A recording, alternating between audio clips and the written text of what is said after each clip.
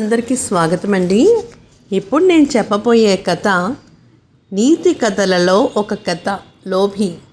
రంగయ్య మహాపిసినారి. ఎంగిల్ చేత్తో కాకిని కూడా ముట్టుకోడు.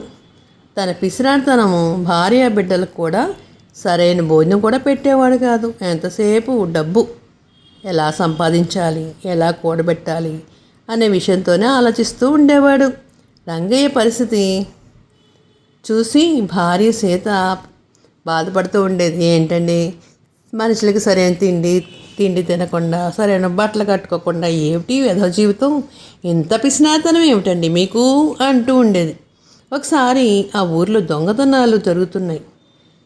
అవి బాగా పెరిగిపోయినాయి అన్నమాట. రోజు ఏదో రకంగా ఒక ఇల్లుని దొంగలు దోచేసుకుంటున్నారు. రంగయ్యకి కొనుక్కు పట్టలేదు. ఎందుకంటే వాడు బోల్డ్ అంత డబ్బు దాచాడు. తిండి తినకుండా, సరైన బట్ట కట్టుకోకుండా లక్షల డబ్బులు ఇంట్లో ఉన్నాయన్నమాట. వాడికి ఏం చేయాలో అర్థం కావట్లేదు. దొంగలు వచ్చి మన ఇంట్లో పట్టుకుపోతే నేనేం చేసేది అని అనుకున్నాడు. కష్టపడి సంపాదించిన డబ్బు అంతా కూడా పోతుంది, దొంగల పాలైపోతుంది అని అనుకుని రంగయ్య ఏం చేద్దాము అని అనుకున్నాడు. సరే, ఓ పని చేస్తే పోలే, రాత్రి మనం ఇల్లు దాటేసి ఎక్కడికైనా వెళ్ళిపోతేనో బాగుంటుంది కదా, పక్క గ్రామానికి వెళ్ళిపోవచ్చు కదా అని అనుకున్నాడు. అనుకుని భార్య బిడ్డల్ని తను కలిసి అందరూ కలిసి వేరే చోటికి వెళ్ళడానికి ప్రయాణం అవుతున్నారు. రంగయ్య ఏం చేశాడంటే డబ్బు మూటని జాగ్రత్తగా గట్టిగా కట్టి చేతితో పుచ్చుకున్నాడు. భార్య పిల్లల్ని పక్కనున్న గ్రామంలో తన బంధుమిత్రులతో కలవడానికి తీసుకెళ్ళాడు. మార్గమధ్యంలో ఒక ఊరు వచ్చింది. అక్కడ ఊరు దాటాలి, ఊరి దగ్గరికి వెళ్ళాలంటే మధ్యలో వాగు పొంగిపోయి ప్రవహించడం వల్ల రంగయ్యకి ఏం చేయాలో తెలియలేదు. అయితే ఏరు దాటి వెళ్ళకపోతే ఉన్న డబ్బు కాస్త దొంగల పాలైపోతుంది అనే ఆలోచన అతనికి వచ్చింది. అందువల్ల రంగయ్య ఏం చేశారంటే భార్య పిల్లలు డబ్బుతో తీసుకుని పక్క గ్రామంలో ఉన్న బంధువులింటికి గ్రామానికి బయలుదేరాడు. మార్గమధ్యంలో ఒక ఊరు వచ్చింది. కానీ ఏరు పొంగి ప్రవహిస్తుండడం వల్ల రంగయ్యకి ఏం చేయాలో తోచలేదు. అయితే ఏరు దాటి వెళ్ళకపోతే ఉన్న డబ్బు కాస్త దొంగల పాలైపోతుంది కదా, ఏం చేయను అని అనుకుని భార్య బిడ్డల్ని పర్వాలేదు మీరు జాగ్రత్తగా ఏరు దాటేయండి వెళ్ళిపోవచ్చు అని చెప్పేసి పిల్లల్ని భార్యని కిందకి దింపేశాడు ఏరులో. అయితే ఏటి నీరు ప్రవాహము చాలా ఎక్కువగా ఉండడం వల్ల భార్య పిల్లలు ఒక్కసారిగా నదిలో కొట్టుకుపోయారు. ఓ చేతితో డబ్బు సంచి పట్టుకున్న రంగయ్య భార్య పిల్లలను మట్టుకుపోయారులే అనుకుని బాధపడకుండా, నేను సంపాదించిన డబ్బు నా దగ్గర ఉన్నదే, చాలా భద్రంగా ఉంది అనుకుని సంతోషించాడు. ఏటి మధ్యలోకి వచ్చేసరికి ప్రవాహం ఇంకా వేగంగా ఎక్కువైపోయింది. వేగానికి తన చేతిని ఉన్న డబ్బుని మూటను వదిలేశాడు రంగయ్య. అంతే, ఒక్క క్షణంలో విషయాన్ని గ్రహించాడు. డబ్బు సంచి కొట్టుకుపోవడంతో దాన్ని పట్టుకోవాలనుకున్న ఉద్దేశంతో ఏట్లోకి వెళ్ళిపోయాడు రంగయ్య. అయితే డబ్బు మూట దొరకలేదు, కానీ ఏటలో పడి కొట్టుకుపోయాడు రంగయ్య. దాంతో మరణించాడు. చూసారా మరి, లోభి అనేవాడు ఎంత నష్టపోయాడో. వాడు బ్రతకలేదు, వాడి బిడ్డలు బ్రతకలేదు, వాడు సంపాదించిన డబ్బంతా కూడా పోయింది. ఇలా కొంతమంది ఇలా చేస్తూనే ఉంటారు. ఇలాంటి వాళ్ళకి భగవంతుడు తగిన శిక్షే వేస్తూ ఉంటాడని మరి తెలిసిందా. ఎవరికి పెట్టక తాను తినక పెళ్ళాం బిడ్డను చూడకుండా ఉండేవాడి పరిస్థితి అలా జరిగిందన్నమాట. అయితే మరి మరొక కథ చెప్పుకుందామా. చిన్న కథ. రామాపురం అనే ఊళ్ళో రంగమ్మ అనే ఒక బాగా డబ్బున్న ఆమె అక్కడ ఉంటూ ఉండేది. ఆమెకి ఎలాంటిదంటే ఆవిడ మహా కోపిష్టిది, కోపం చాలా ఎక్కువ. అయితే మరి ఆ కోపానికి ఎవరు తట్టుకోలేకపోయేవారు. ఎవరినైనా పనిలో పెట్టుకుంటే వాళ్ళని పని మనుషుల్ని ఒక్క రకంగా కూడా బయటపించేసేది కాదనమాట. ఎన్ని రకాలుగా బాధ పెట్టేది. కనీసం వారంలో ఒక్కళ్ళ చొప్పున నెలకి 4 మనుషులు మారుతూ ఉండేవారనమాట. ఆవిడ దగ్గర ఎవరు పని చేయలేకపోతూ ఉండేవారు. ఏమిటిది ఈ రంగమ్మత్త ఎప్పుడు ఇలా ఏడిపిస్తూనే ఉంటుంది జనాన్ని, ఎవరిని సరిగ్గా చేయించుకోదేమిటి అని వాళ్ళు అనుకుంటూ వారం కంటే ఎక్కువ ఎవరు పనిచేసేవాళ్ళు కాదు. ఇలాగా జరుగుతుండగా ఒకసారి ఏమైందంటే ఒక మగవాడు పనిలోకి జాయిన్ అయ్యాడు. వాడి పేరు ఏమిటంటే మారయ్య. మారయ్య ఏం చేసేవాడంటే ఇంటి పనులు, వంట పనులు, అన్ని పనులు కూడా చక్కగా శుభ్రంగా చేసేసేవాడు. వాడికి కూడా ఎవరు లేరనమాట. ఈ రంగమ్మత్తకి అన్ని రకాలుగా చేసేసేవాడు, సాయం చేసేసి అన్నీ చూస్తూ ఉండేవాడు అనమాట. అనుకోకుండా వీడు ఒక నెలల పాటు పనులు చేశాడు.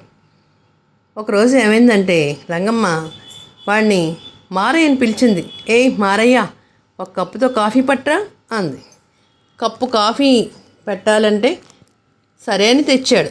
తెస్తే వేడివేడి కాఫీ అక్కడ పెట్టేసరికి ఆమె పేపర్ చదువుతూ నిదానంగా అది తాగుతూ ఉండగా ఈ లోపల కప్పులోకి ఏగపడింది. ఏగపడేసరికి అక్కడ రంగమ్మత్త కోపం వచ్చేసింది. ఏమిటిది, ఈ కప్పులో ఏగపడింది, తీసి పారబోసి మళ్ళీ పట్రా అని అడిగింది. అలాగా అని చెప్పేసి ఇది ఎవరి తప్పు వల్ల జరిగింది? రంగమ్మ తప్పు చేసిన వల్ల జరిగింది. ఎందుకు ఒకేసారి కాఫీ తాగేస్తే సరిపోయేది కదా. అలా కొంచెం తాగడం వల్ల, కొంచెంసేపు అలా వెయిట్ చేయడం వల్ల కప్పులో ఏగపడి చనిపోయింది. అప్పుడు రంగమ్మ వారాన్ని పిలిచి, ఏమిట్రా అసలు నీకు జాగ్రత్త లేదు, పొదుపు లేదు, ఏమీ లేదు, నువ్వు ఇలాగా కప్పు మూత లేకుండా తెచ్చేవేంటి, కాఫీ మీద మూత పెట్టాలి కదా, ఎందుకు పెట్టలేదు అని వాడిని దెబ్బలాడిందనమాట. ఏదో నెపంతో వంటవాడి మీద వేయాలని నిశ్చయం చేసుకుంది, నెపం చేయాలని. వెంటనే మారయ్యని పిలిచి, ఏమేవ్ ఇంత జాగ్రత్త అయితే అలా, కాఫీ కప్పులో ఏగపడింది అంది కోపంగా. దాన్ని వెంటనే మారయ్య తడుముకోకుండా, అమ్మా కాఫీలో ఏగ పడకపోతే ఏనుగు పడుతుందా ఏటి అన్నాడు. ఏనుగు పడుద్దని నాకు తెలుసు కానీ ఏగపడేలాగే పాల మీద మూత పెట్టలేకుండా ఉంచి ఇంకా పెంకి మాటలు మాట్లాడుతున్నావే మారయ్య అని కోపంగా అడిగింది రంగమ్మ. అవునా అమ్మా, ఏంటమ్మా అలా అంటారు? అమ్మా ఇందులో నా తప్పేమీ లేదమ్మా, మీ పాలు మంచివి కావు, అందువల్ల ఎంత అవస్థపడింది అన్నాడు చమత్కారంగా. దానికి రంగమ్మ నొచ్చుకుంటూ, పని బాగా చెయ్యమంటే కథలు చెప్తావేంట్రా మర్యాద రామన్నా, మర్యాదగా చెప్పు, తప్పొప్పుకో అంది. ఆ మాటలకి మారయ్య, అమ్మ నీ దగ్గర పని చేయడం నా వల్ల కాదు అంటూ అక్కడి నుంచి వెళ్ళిపోయాడు. రంగమ్మ నోటి మాట రాలేదు. తానొకటి తెలిస్తే దయం ఒకటి తెలిసిందా అన్నట్టు పనివాడే మానేసేసరికి ఆవిడ చాలా ఇబ్బంది పడింది. అయితే ఆ తర్వాత రంగమ్మ గురించి ఊళ్ళో వాళ్ళందరికీ తెలిసిపోయింది. ఈవిడ ఎవరి చేత ఏ పని చేయించుకోదు, మహా పిసినారిది, మహా గడుగ్గాయిది, మహా కోపిస్తుంది, దీని దగ్గర ఎవడు పనిచేస్తాడు రా బాబు అని చెప్పేసి ఊళ్ళో అందరూ కూడా ఆమె ఇంటికి వెళ్లకుండా అందరూ కూడా కట్టడిగా ఒకే మాట మీద ఉన్నారన్నమాట. అయితే పాపం ఒక్కతే రంగమ్మ పని చేసుకోలేక చాలా ఇబ్బంది పడి ఎలాగో చేసుకుంటూ వస్తుంది. అయితే మరి ఒకరోజు ఆవిడకి పెద్ద జబ్బే చేసింది. మాట సహాయానికి కానీ వంట చేయడానికి కానీ ఎవ్వరూ రాలేదు. ఆమె నీరసంతోనే పొయ్యి మీదకి కాఫీ పెట్టుకుందామని పొయ్యి మీద పడిపోయి కాలిపోయి మరణించింది. ఈ కథలో నీతి ఏమిటంటే తన కోపమే తన శత్రువు అని దీనికి ఉదాహరణ. చూసారా మరి కోపంతో చేయడం వల్ల ఎంత నష్టపోయిందో మన రంగమ్మ గారు. మరి ఏదైనా సరే ఎవరికైనా మనం ఎవరి చేతన్నా పని చేయించుకున్నప్పుడు మంచి మాటలతోటి చెప్పి వాళ్ళ చేత పని చేయించుకుంటే వాళ్ళు కూడా చక్కగా చేస్తారు. అంతేగాని వాళ్ళని కోపడుతూ చివాట్లు పెడుతూ చెప్పుదబ్బులు పెడుతూ ఉంటే ఇలాగే ఉంటుంది. మరి తన కోపమే తన శత్రువు అవుతుంది. మరి కోపం ధూపం లాంటిది.